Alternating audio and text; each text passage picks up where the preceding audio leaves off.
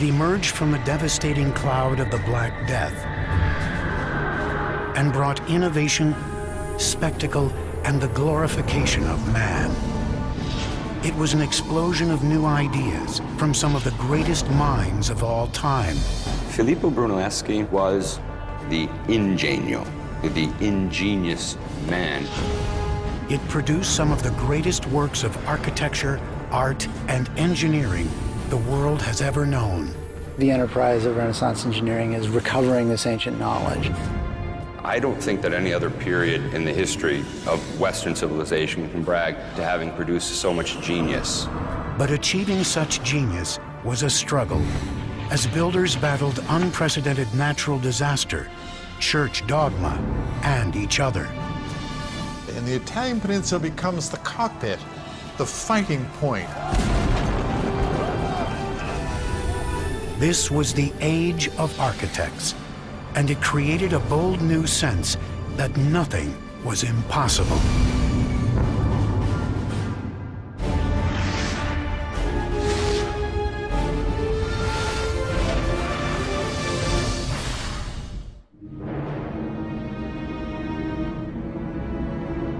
In 476 AD, the great Roman Empire has collapsed, ending its period of domination.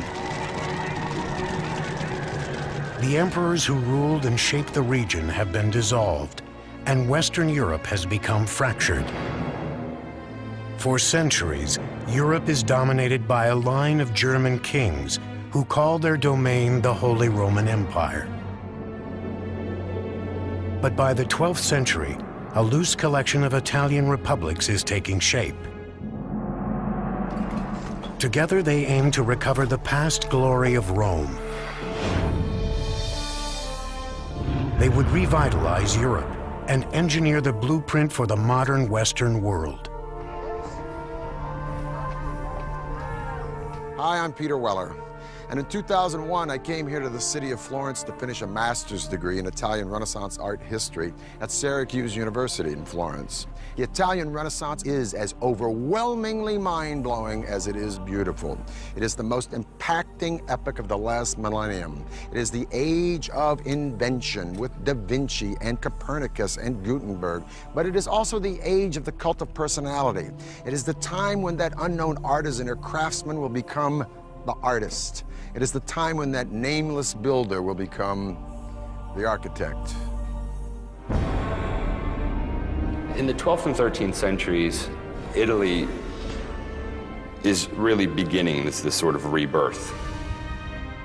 Because what's happening is that stability has been reinstituted onto the peninsula, mainly through the Holy Roman Empire, through the system that we call feudalism. The city is reborn. Within these newly liberated Italian cities, a new kind of leader emerged. The rulers of the Italian city-states are the merchants. They're not the traditional aristocracy. They're not the traditional nobles. And this produces this extraordinarily vibrant urban life in the 13th century. Families like the Medici went from running banks and businesses to running cities. Wealth bought power, and power could buy art and architecture. These once small towns soon began to build on a massive scale, always with an eye at outdoing their neighbors and maintaining independence.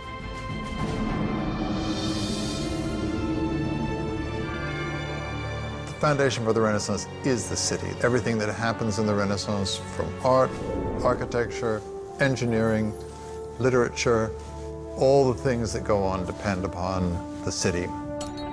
One ambitious city seeking power in this new age was a growing republic situated along an important trade route between France and Rome. Its name was Siena. I come here to the Piazza del Campo once a year to witness that medieval harangue on horseback around here called Palio. 3 times around this Campo, 90 seconds of speed and violence on bareback horses. When the horses run, they pass this magnificent 15th century sculpted fountain called the Fonte Gaia by Jacopo della Quercia. Now today, when we turn on a tap, we just take it for granted that H2O is going to come out. But the Sienese needed this fountain because when they were making all this loot, prosperity begets a city jam-packed with people. And more people demands, as we have seen with Persia, with Carthage, with Rome, with the Maya, more water.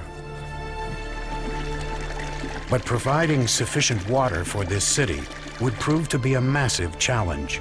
Siena doesn't have a river very close, so they had to find this water somewhere else. They thought they could find another way to go and search for water, and that way was building some tunnels underground. By digging a network of underground tunnels called bottini, the workers could tap into small natural springs and groundwater that surrounded Siena. Slowly, the water would seep through the terrain into these narrow tunnels and holding tanks. But excavating these bottini was no easy task.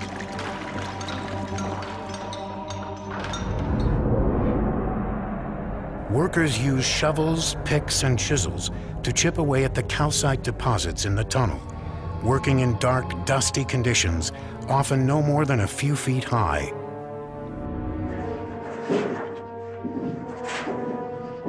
A bottino like this one would sometimes run for miles and miles, so the engineers had to know just where in the heck they were going. So every so often they dug a hole up to the surface, and these holes were called occhi, or eyes. It would give the engineer a sense of where the direction of the bottino would be, and if they were wrong, they could redirect the bottino. The water would navigate through the barrel-shaped tunnels, turning into different parts of the city where it was needed most, and coursing underneath the busy streets into the fountains around Siena, like the Fonte Gaia. Now these channels had to be pitched at an angle ever so slight, imperceptible to the naked eye, less than 1 degree, because if the water flowed too steeply, it would overwhelm the system. So to keep this from happening, the engineers used an instrument called an archipendolo. It's nothing but a pendulum. It's a stick with a string and a weighted ball or stone at the end. No matter how much you pitch the stick, the string will always remain vertical, giving you a vertical line in a relationship to the tilt of the horizontal stick. In this way, the water would flow quietly and evenly into Siena and fill up the Fonte Gaia. By the year 1345, more than 10 miles of tunnels were functioning underneath bustling Siena. As a result, Siena continued to grow and prosper. More water brought more people to the boomtown. More people to the boomtown, more turf is needed. Pretty soon, Siena controls most of southern Tuscany. Now, this prosperity and this land encroachment, if you will, would seriously become the burr in the saddle to one of its neighbors.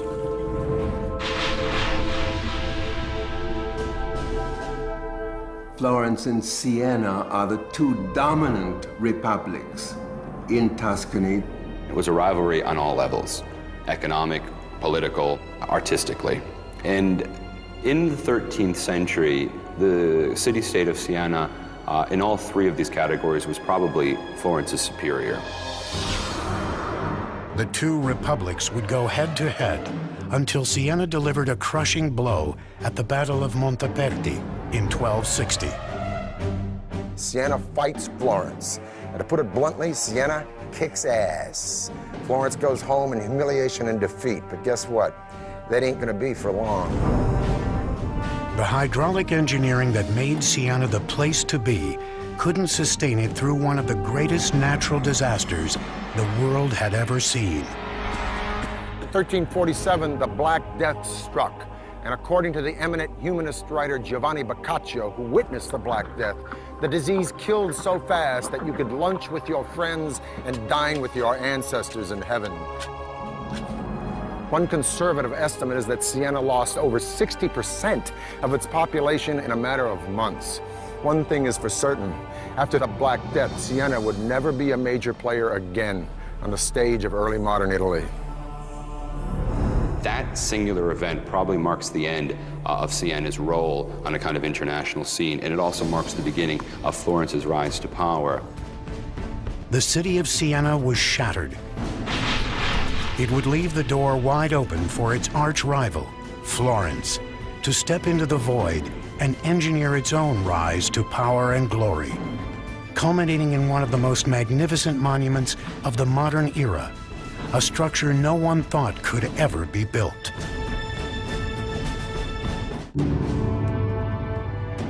In the 13th and 14th centuries, cities are the power centers of Italy. But Florence is in a class by itself. The ruling elite is thriving, with money to burn.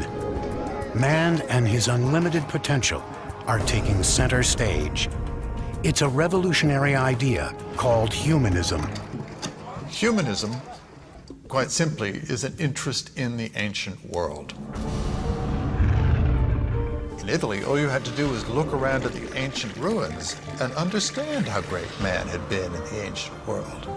It was all there. If we could imitate that building, if we could take the principles of that building and apply it to our buildings, then we'd have something really remarkable. But when the Black Death struck Europe in 1347, Florence was not immune. Practically half the city's population was wiped out. It would take the region more than half a century to recover. But it would be a recovery like no other the world had ever seen.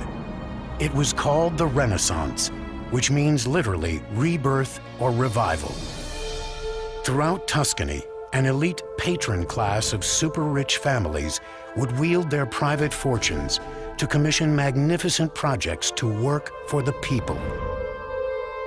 There is an appetite among those who survive to enjoy life, to do other things, to understand or to sense that the life is to be exploited in some way for those who are alive. The Medicis of Florence, one of the wealthiest families in Italy, would lead the way in regaining the glory that had been Rome, restoring it in Florence and transforming the city into the new Athens. The structure of patronage has changed. Patrons are using artists and architects to celebrate themselves. The centerpiece of this effort would be the cathedral in the heart of Florence. They've never seen a structure that looks like the one they want to build. Right? That's a matter of ambition, of idea. See that big old church behind me with that scaffolding on it? It's called Santa Maria del Fiore, otherwise known as the Duomo, or Cathedral of Florence.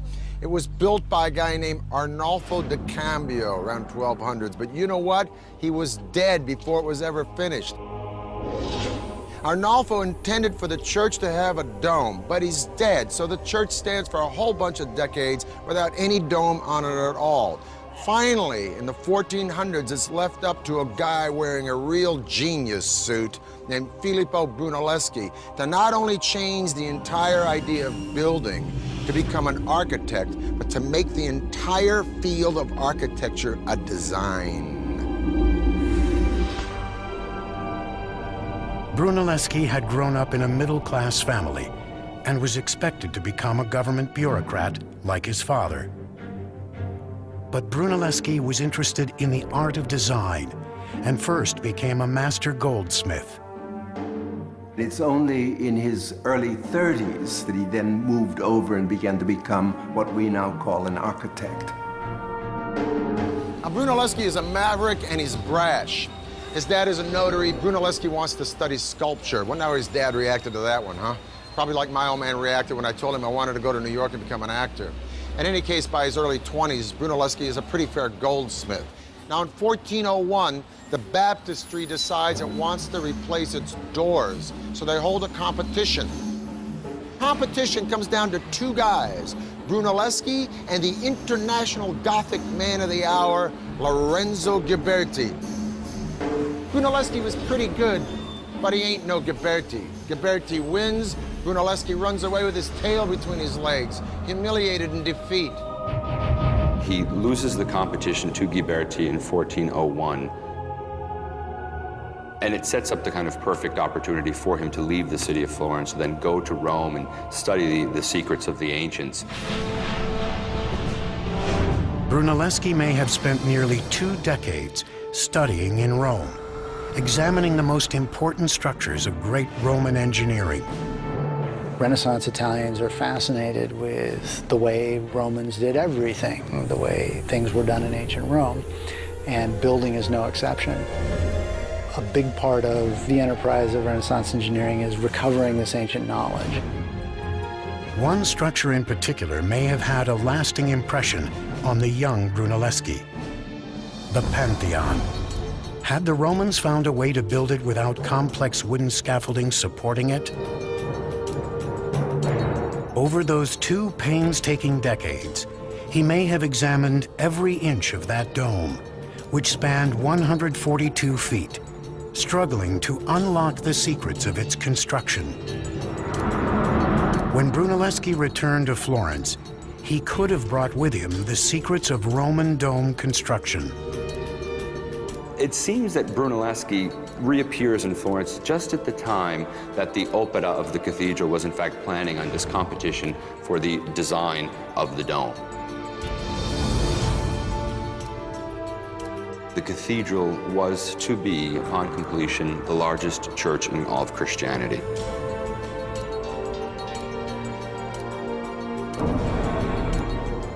It would be one of the greatest construction challenges Italy had ever seen. They were building it large to sort of show the world exactly how important this city was on all levels. The problem is that they were setting themselves up for a big fall. Unlike the other architects, Brunelleschi boldly proposed a method that would earn him ridicule. He designed a dome without the traditional use of flying buttresses, wooden supports, and internal scaffolding. General public opinion was that Brunelleschi had gone very simply mad. They also began to realize that no one else seems to have any clearer picture of how to pull this thing off, and so they begin gradually sort of heed his words. Brunelleschi managed to win over the judges with his unique design, but much to his dismay, the commission would come with one infuriating stipulation. It seems that fate would rear its ugly head because he would have to share that role with his nemesis, Lorenzo Ghiberti. With many convinced his design would never work, Brunelleschi would not only have to design his great dome, he would have to engineer his rival's defeat as well. On August 7th, 1420, with Brunelleschi hovering over every detail, construction of the Great Dome finally began. What Brunelleschi decides to do is to construct not one dome, but 2. Okay? A dome within a dome. When standing inside the cathedral, people would be able to take in the beautifully decorated internal dome. But from the outside, the second dome would have a more functional purpose. He would use that second shell to protect the inner dome from rain, but at the same time to make the entire structure look more gonfia et magnifica, more swollen and magnificent. To give the shells a structural foundation, marble ribs would be installed for every angle of the octagonal dome. Then, rows of arches would be built to intersect the ribs at 90-degree angles. But Brunelleschi faced one enormous logistical problem: finding a way to lift several tons of material up to heights of more than 200 feet. And so Brunelleschi devises something we call the ox hoist.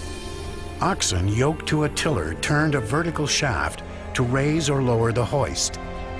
The stroke of genius was a screw that changed gears from forward to reverse and the direction from up or down. This meant the oxen didn't need to be taken out of the harness and spun around.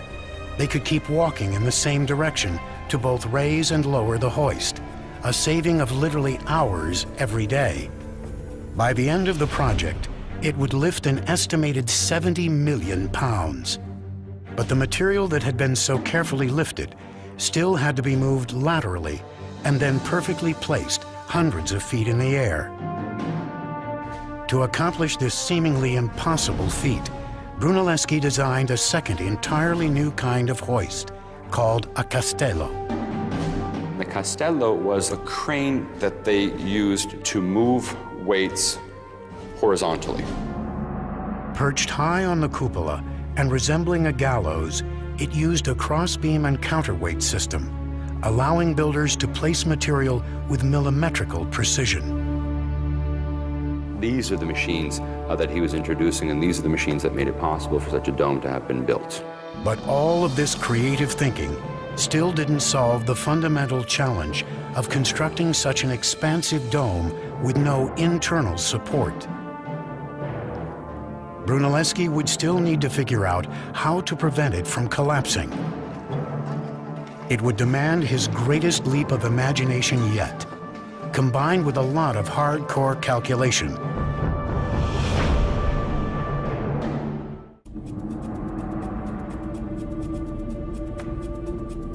(1420), Florence, Italy. The visionary architect and engineer, Filippo Brunelleschi, has been commissioned to construct the most magnificent dome in the world, the cupola at Santa Maria del Fiore. But first, he will need to prevent it from crumbling to the ground without supports. Now, it's one thing to invent a clutch and a flywheel, and you got the donkey only going in one direction, saves a lot of time, and then you invent a crane, it brings the stuff up high. But the more important question is, I'm standing on top of this dome, and how did Brunelleschi keep this sucker from caving in? He would have to find a way to keep the bricks in place and support the bed joints of the masonry. The solution? An ingenious bricklaying technique that relied on careful angles, placement, and friction. Brunelleschi comes up with this invention, if you will, from Rome, which they use decoratively, but we don't know that they use it functionally, of herringbone bricks. You have a short brick here that's sort of bookended by two long bricks, and subsequently you have weight coming down, then weight coming down, and then weight coming across, and then weight coming down, and then weight coming across. The whole point of it is that a herringbone pattern will displace the weight out and down instead of just directly down, where you might have a collapse of your dome. To solve the opposite problem of bricks bursting outward, Brunelleschi laid a set of chains horizontally around the octagonal circumference of the dome. They were going to construct these so-called catene, or these horizontal chains that were intended to maintain the hoop stress or the lateral thrust of the dome. 5 chains were to be interlocked at regular intervals to support the dome and serve as invisible buttressing. All this time, Brunelleschi was forced to supervise the project with his co-engineer and rival, Ghiberti. Now, with material for the placement of the chains pouring in, he would seize the opportunity to move Ghiberti out.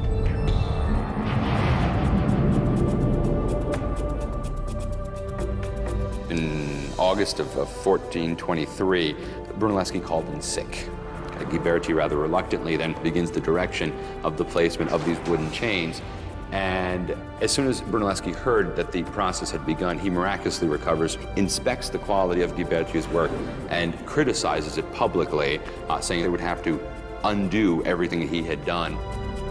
With Ghiberti sufficiently humiliated, Brunelleschi was declared the head of the project for life. On August 30th, 1436, after 16 years of construction, the largest masonry dome in the world was completed.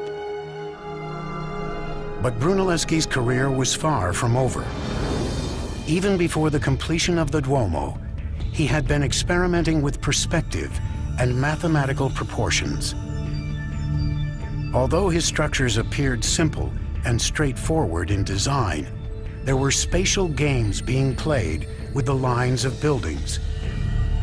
And one of Brunelleschi's greatest innovations was a concept that is still a cornerstone of engineering today: single-point perspective.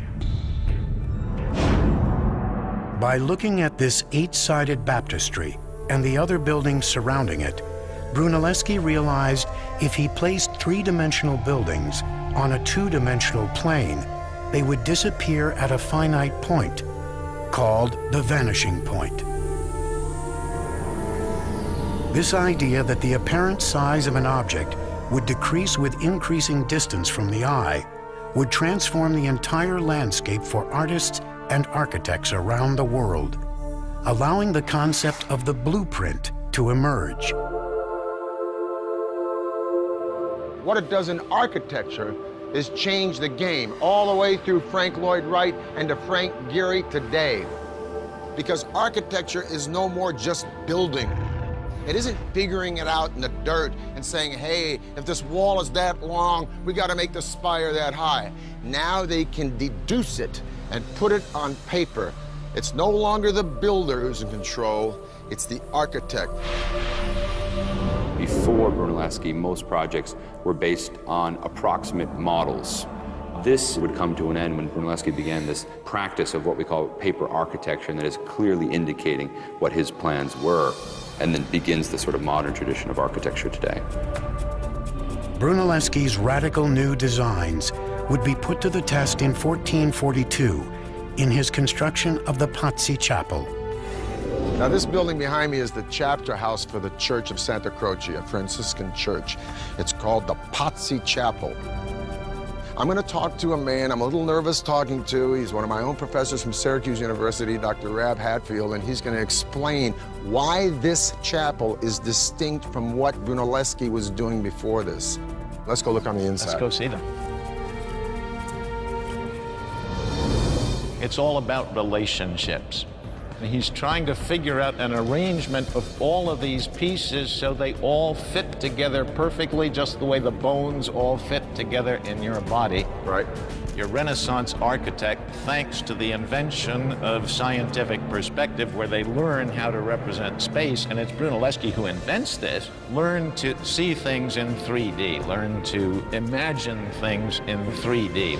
Rather than flying by the seat of your pants, you start with a concept and you follow the concept to its fruition in perfection. And I think you get a very good sense of that. Yeah. I mean, that's spatial magic. Brunelleschi's innovations in design and construction techniques would be emulated by architects for centuries. But a new era was dawning in the age of architects. Neighboring powers rekindled old rivalries. And artists who had turned into architects and engineers would now be drafted into a new kind of public service. Now they'd turn their creative thinking to the art of war.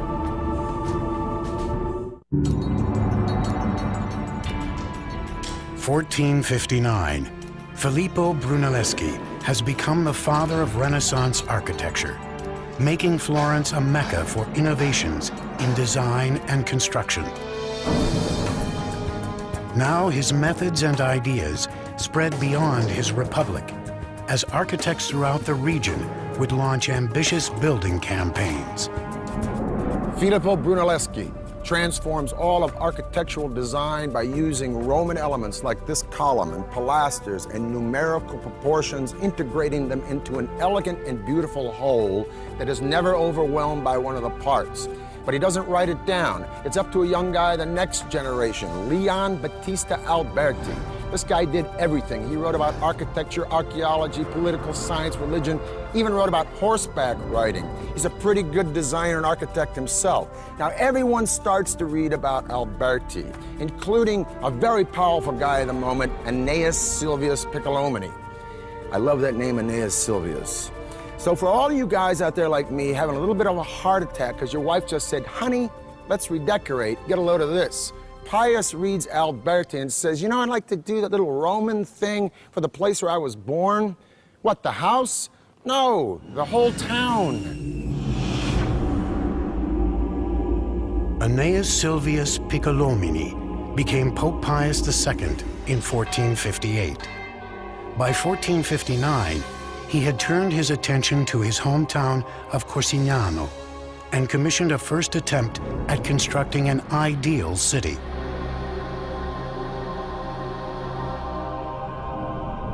This is the Tuscan town of Pienza. And this is my friend and a guy who taught me, Rocky Ruggiero from Syracuse University. I want to ask you first, is this the first real Renaissance town that's planned as such?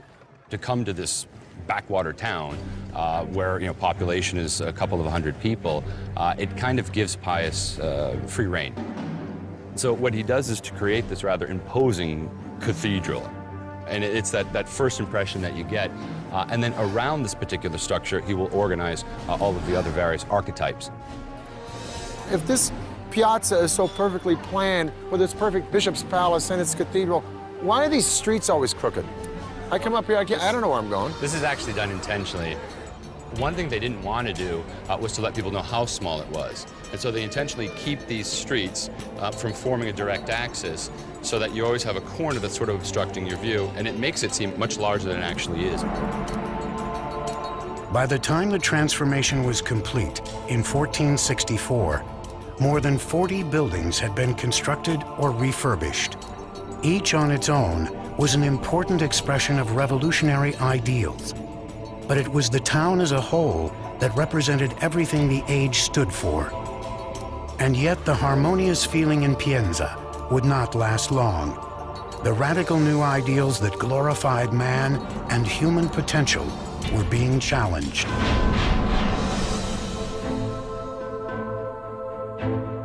The year is 1492. Not only has Columbus discovered America, but Lorenzo the Magnificent de' Medici, the great patron of the arts in Florence, is dead.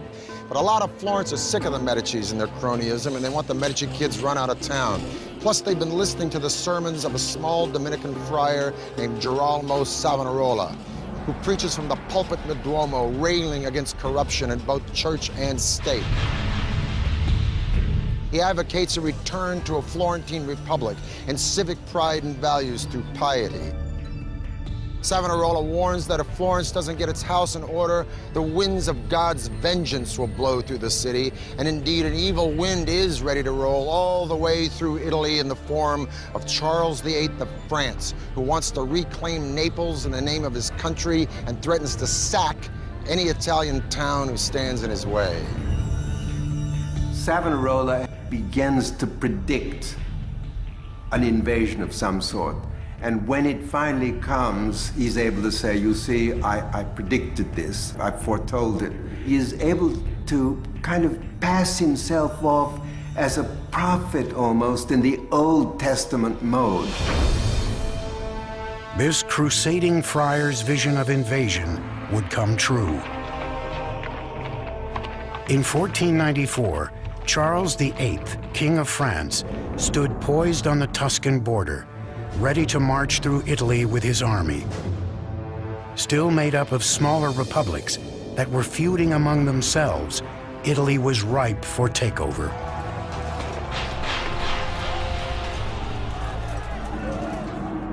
While Italy's builders had been creating monuments that exalted humanity, in this new age, they would dedicate their designs to war. There is no such thing as a trained military engineer.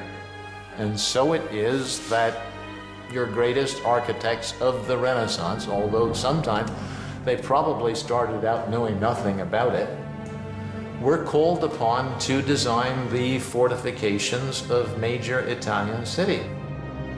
Innovations and new technologies would now serve the military. The weapon of choice for Charles VIII was a fearsome new cannon. Medieval walls would crumble under its awesome firepower. The cannon became much more reliable and also able to launch a projectile that was much larger, heavier, and to launch at a further distance.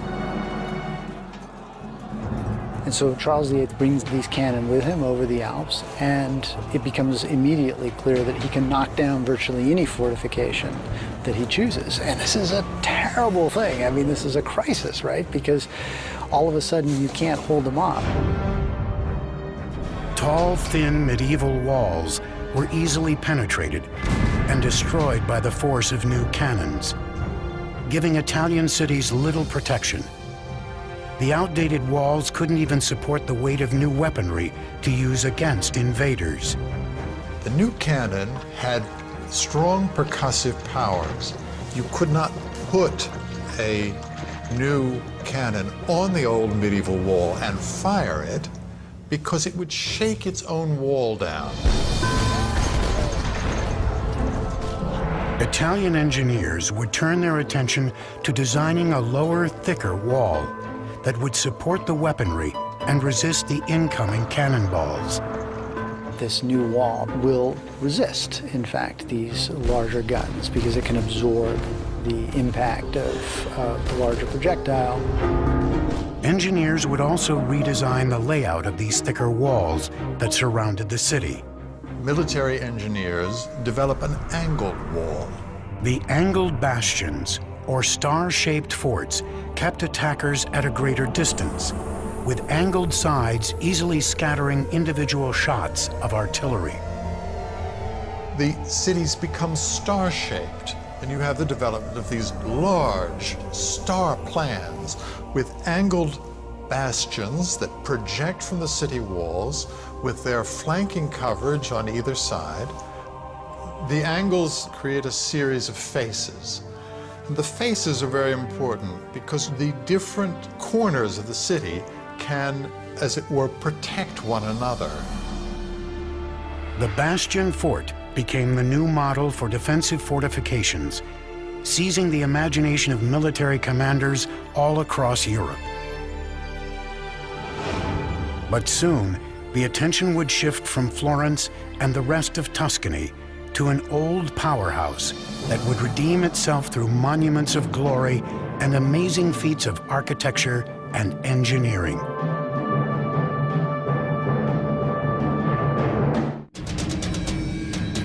'15th century Italy. Florence has become the center for the Renaissance, bringing new ideas about architecture, art, and engineering to the region. But Florence would soon cede the limelight back to a former powerhouse, now on the rise again. Italy's center of power and glory would now return to the city that conquered the world, Rome. In the early 1300s, there's a big beef in Rome about who exactly is Pope. So the rightful Pope supposedly goes off to France. And for the next several decades, the papacy lives in France. Now, by the 1370s, when the popes come back to Rome, Rome is a ghost town. And for the next 100 years or so, all the way through the Renaissance, each pope is successively trying to rebuild Rome. Now, in the 1490s, when the Medici are booted out of Florence, Florence becomes a republic, yeah, but they're broke. And so all these famous cats like Da Vinci, Raphael, and Michelangelo, they split Florence because Florence is no longer happening. If you're a player, the place you want to be is Rome. Rome had been nothing in the 14th century because the popes had moved out. But they come back in the early 15th century, and from that point on, they began gradually to reorganize the papal state. One pope in particular would usher in an unprecedented wave of revitalization and engineering. His name was Sixtus V. Sixtus and the popes who come after him feel the need to turn Rome into an important and impressive capital city, the capital of Christendom. Sixtus V sort of took it upon himself to re-urbanize the city. If Rome was going to be the home of the Catholic Church again, the city needed an extreme makeover. But re-engineering Rome would be an epic task. First, Sixtus was determined to clean up its mean streets. The city was teeming with criminals. Sixtus simply had all the vandals rounded up and killed. The next step was restoring the aqueducts, one of the greatest symbols of Roman engineering. When the water returned, the population boomed, and the city flourished. Roads were paved, streets widened, and the city exploded with new construction. But Sixtus wasn't done. He had a master plan for the city, a framework for organizing future development through the placement of monuments of glory. One of his particular practices was, in fact, to use the ancient Egyptian obelisks that had been brought to the city by the ancient Romans. These were military trophies that the Romans had brought back in ancient times and had erected throughout the city. We know today that there are more Egyptian obelisks in Rome than in Egypt itself. And how Sixtus used these obelisks was to, in fact, place them as urban exclamation points. Sixtus wanted to move one of those obelisks to the front of a new cathedral named St. Peter's Basilica. But he had a problem. It weighed more than 300 tons. Moving the obelisk was no easy task. Sixtus would award the challenge to architect and engineer Domenico Fontana. Fontana's plan seemed simple enough, but the execution proved nearly impossible. To protect the stone, he encased the 660,000-pound obelisk in a colossal wooden tower. Iron bars were attached along the edge. The wooden tower had columns extending nearly 100 feet in the air, with ropes pulled through the eyes of the iron bars so the obelisk could be winched up by windlasses. The plan was to use a crew of more than 900 men to execute the move. Using 40 windlasses, the obelisk was raised off the ground and lowered onto a platform of log rollers for the relocation to its new site. On April 30th, 1586, under the watchful eye of Pope Sixtus, the crew began the incredible engineering feat of moving the obelisk. When the men were hoisting it up, they were under command to remain silent throughout the whole process, under pain of death if one of them, in fact, broke the silence. Finally, 17 days after they began moving, the obelisk reached its new location, in front of St. Peter's Basilica, where it stands today. Word of Rome's extraordinary revitalization spread throughout Europe. The capital of the ancient world had finally returned to center stage. And the age of architects that had begun in Florence had now transformed Rome and the rest of Europe. Artists of all sorts could create such beauty, such wondrous works of art on the scale of St. Peter's Basilica, like the obelisks that were erected throughout the city of Rome, like the dome of the cathedral in the city of Florence. It gave the human significance again, and it gave us a bit of an attitude as well, that we are again the center of all things. And many people think it is with the Renaissance that modern culture actually begins.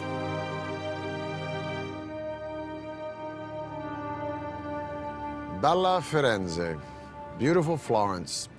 Well, it looks pretty bella today, but believe me, in 2001, when I was sitting in a freezing apartment down there in the Arno in the middle of the dead of winter, pounding out papers until 4 o'clock in the morning on Botticelli, it didn't feel so bella. Matter of fact, I was just about an inch from getting the bella out of here, going back to my day gig in LA. But I stayed, and I got my degree. And I keep coming back here to Florence and Siena, I don't know, to be of service, to teach a field trip or two, perhaps to sit in on a lecture by one of these brilliant professors who lives here and runs around Tuscany trying to explain how the miracles of the artists and architects of Italy in this period did so much to pull us out of that dark age and illuminate the daylight of our modern world. For the History Channel, I'm Peter Weller.